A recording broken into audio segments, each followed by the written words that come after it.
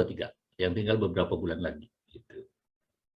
Nah inilah, ya saya sekedar nyarankan aja, infokan ke bagian pengadaan yang mengikuti tender-tender pemerintah di perusahaan emas itu, bahwa 2023 nanti perusahaan pemerintah atau badan-badan pemerintah itu, atau pemerintahan dalam negeri dan sebagainya, itu sudah e-procurement semua. 2023 ya, sekedar informasi aja. Oke, baik Mas. Mudah-mudahan tadi harapan Mas terpenuhi ya, setelah barangkali nanti melihat ataupun mendapat gambaran dari materi-materi yang kita bahas. Kita hari ini melalui online, kemudian inilah materi-materi kita, mulai dari fungsi strategis bagian purchasing, yang sepintas tadi sudah kita bahas sepintas, kemudian proses purchasing ataupun procurement-nya itu sendiri, kemudian dikaitkan juga dengan cost, ya, cost quality, cost of quality, kemudian juga administrasi, ya, baik itu yang berkaitan dengan pemenuhan kebutuhan material, ya, kemudian planningnya, ya, pemilihan dan pencarian dan pemilihan pemasok, ya, administrasi proses kalau itu ada tender itu, dan administrasi dokumen transaksi pembelian, evaluasi pemeliharaan supplier, dan pengembangan atau development dari program pengembangan dari vendor-vendor kita itu sendiri. Nanti kita akan lihat pokok bahasan kita itu mulai dari apa sih pengertiannya purchasing atau procurement itu, kemudian apa peran atau fungsi bagian Mas itu, ya, bagaimana prinsip-prinsipnya, kemudian juga tipe-tipe pembelian dan contoh administrasinya atau dokumen-dokumennya.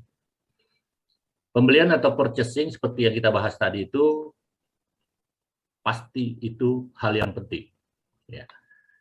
Dia fungsinya sebagai fungsi dasar. Wow. Artinya dengan kita melakukan pengadaan atau pembelian ini akan membantu pengembangan atau aktivitas di perusahaan. Kira-kira Mas, seandainya Mas nggak belikan Mas barang pesanan dari user itu gimana Mas? Gimana Pak, nggak beli? Kalau Mas nggak belikan pesanan user Mas itu, kira-kira gimana? Ya pasti untuk pengadaan apa dulu nih Pak, yang seperti diminta user untuk langsung ke, misalkan untuk office, otomatis kalau nggak dibeliin pasti manajemen juga akan menilai kok gimana sih purchasing, seperti itu sih Pak. Terlepas dari penilaian manajemen, kira-kira bagian office jalan nggak? Nggak. Nggak akan jalan. Betul, nggak akan jalan Pak. Kalau chat tadi dibelinya untuk siapa Mas?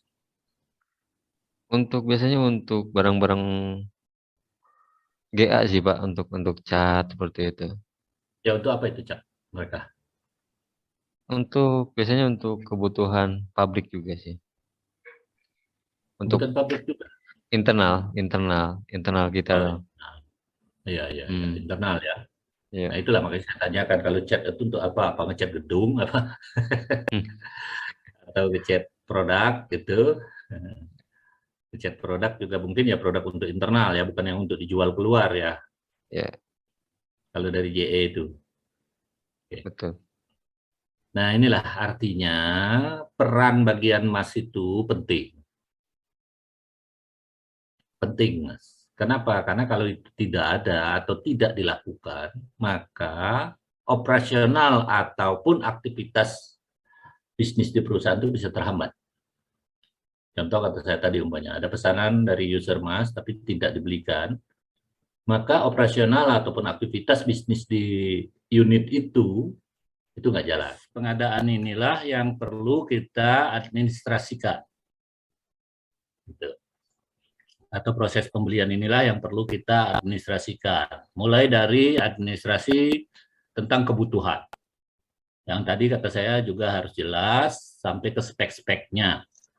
Supaya nanti kita dalam mencari vendor di yang kedua ini kan, vendor searching ini, ya, search determination itu, kita jelas gitu loh. Permintaannya apa, kita menghubungi siapa, kan gitu. Berdasarkan daftar rekanan yang kita punya. ya, yang tadi Mas Dahim juga katakan bahwa ada daftar kanan, gitu kan? Itu pun ada administrasinya ya, mulai dari permintaan user itu, demand-nya itu, kemudian pemilihan vendor kita tadi itu ya, pencarian vendornya dulu, kemudian nanti baru seleksi vendornya itu kan. Jadi ada administrasinya, sampai ke PO-nya juga administrasinya, ya, sampai ke nanti penyerahan. Semua pakai administrasi. Itu. Karena kita bicaranya administrasinya, gitu kan. Ya, saya yakin bahwa Mas Dahim juga sudah melakukan ya, sudah adalah administrasinya itu, saya yakin ya. Mulai dari demand tadi, kebutuhan, ya, kemudian pencarian dari daftar kanan, selection itu tadi, kemudian pemilihan vendor yang tepat tadi, kemudian barulah pemesanan, di samping adanya order monitoring dan penerimaan barang. Ya. Muncul Mas Daib di ininya, layar laptopnya sana? Muncul, Pak. Muncul ya. Nah, ini kata saya kemarin, memang kita perlu sebenarnya ada perencanaan ya, perencanaan umum pengadaan barang itu. Jadi tidak serta-merta mendadak-mendadakan aja, tetapi memang ada perencanaan-perencanaan yang sudah kita siapkan sebelumnya ya. Inilah yang menjadi acuan kita dalam melakukan pengadaan ataupun pembelian ya. Juga dikaitkan kemarin dengan supaya ya tersedia anggarannya, istilahnya kan. Ini kadang-kadang bagian pengadaan tidak melihat kepada anggaran, sehingga ada kala ya pengadaan itu akhirnya tidak terpenuhi pembayarannya gitu, karena plafon kan. Dari setiap jenis pembelian itu biasanya kan ada plafon-plafon, atau di setiap